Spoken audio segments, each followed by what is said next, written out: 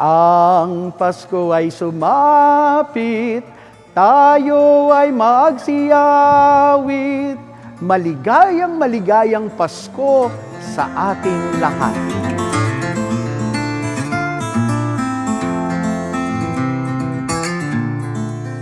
Ang Pasko ay tinuturing na pinakamasayang panahon sa kalendaryo ng simbahan.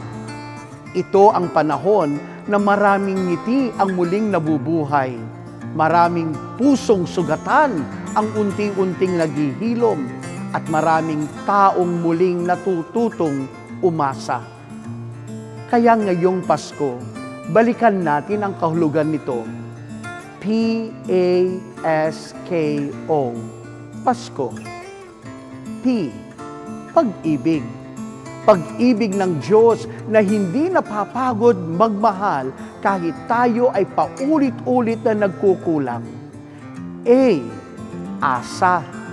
Sa gitna ng dilim, ang pagsilang ni Jesus ay paalala, may bukas pa, may pag-asa pa.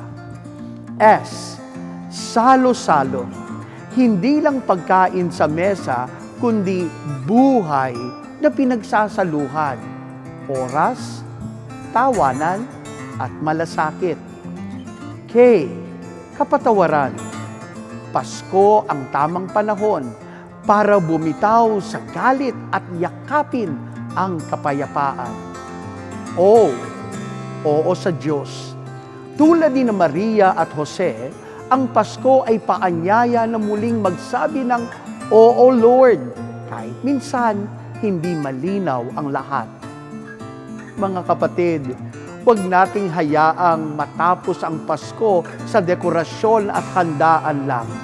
Dalhin natin ang diwa ng Pasko sa araw-araw sa paraan ng ating pagmamahal, pakikipagkapwa at pananampalataya. At naway maging Pasko, hindi lang sa kalendaryo kundi sa puso. Amen.